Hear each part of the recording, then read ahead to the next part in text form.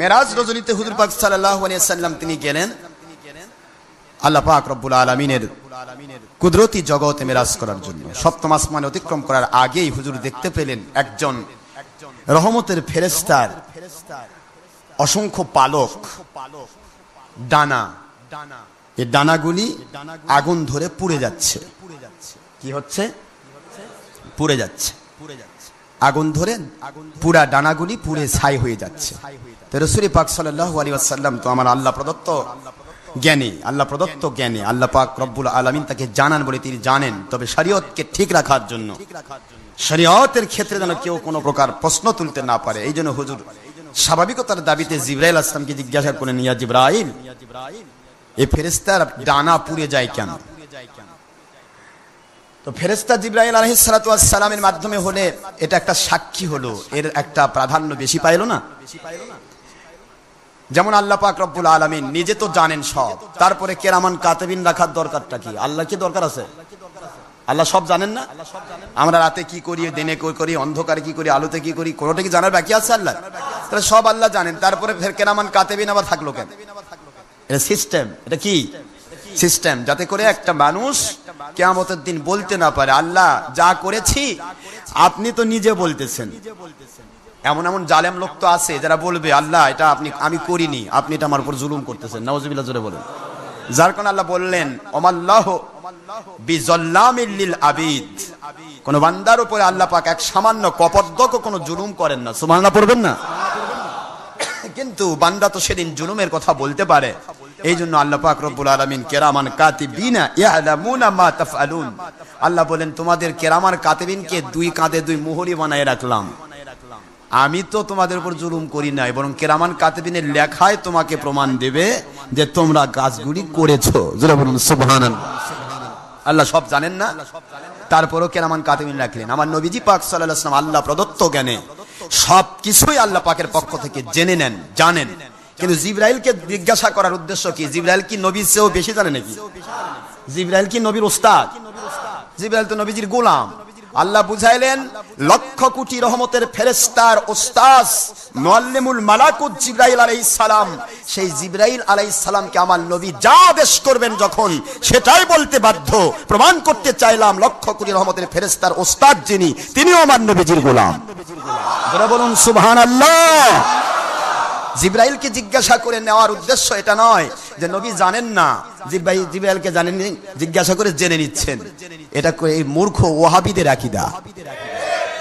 জিবরাইলের ওস্তাদ যারা, তারাও নবীজির গোলাম। সুবহানাল্লাহ জোরে বলেন না কেন?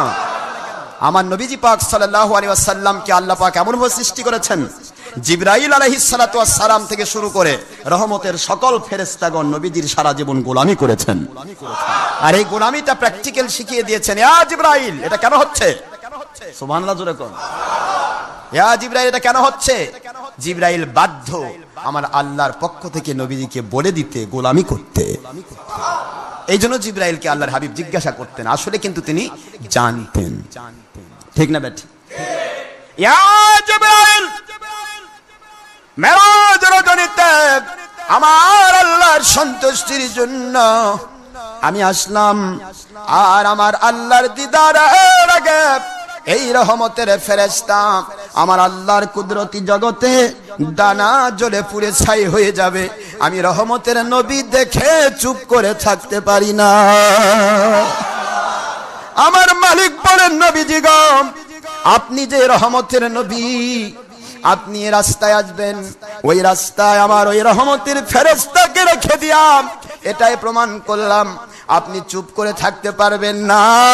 আপনি যখন বলবেন আমি আল্লাহর কাছে, ওই রহমতের ফেরেশতার ডানা আগুন ধরা থেকে আমি বন্ধ করে দেব। ও দয়ার সাগর আল্লাহ, কে এমন অপরাধ রহমতের ফেরেশতার ডানা জ্বলে যায়? কি জন্য জ্বলে যায়?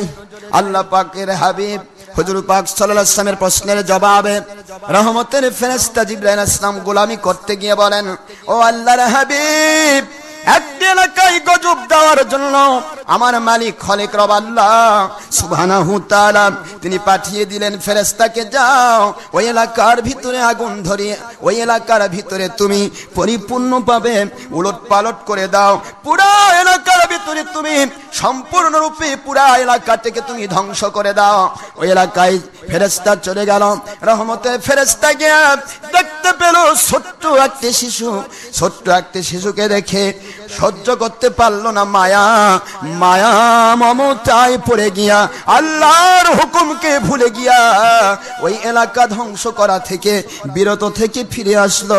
আমার মালিক বলেন, একটা শিশুর প্রতি তোমার যে দয়ার রহমতের ফেরেশতা, তার চাইতে লক্ষ কোটি দয়া তোমার মালিকের আছে। আমি দয়া পাইয়া তোমার দয়া আমার আল্লাহর চাইতে বেশি নয়।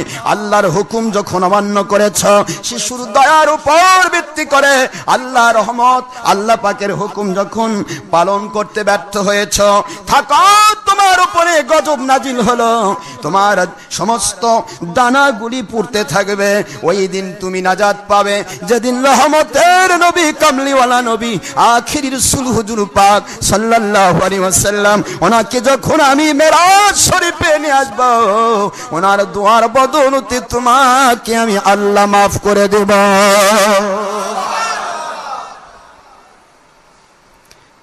রহমাতুল লিল আলামিন, তিনি ফেরেশতার জগতেও রহমত।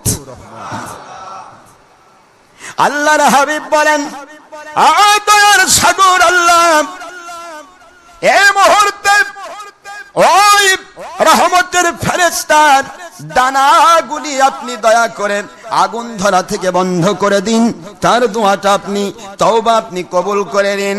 আল্লাহ পাক আওয়াজ দেন, আমার হাবিবি ও আমার বন্ধু শুনে নিন, ওই রহমতের ফেরেশতাকে আমি অর্ডার করলাম, রে ফেরেশতা আমার নবীর উপরে এই আযাব গজব থেকে বাঁচার জন্য 10 বার তুমি দরুদ শরীফ পেশ করো।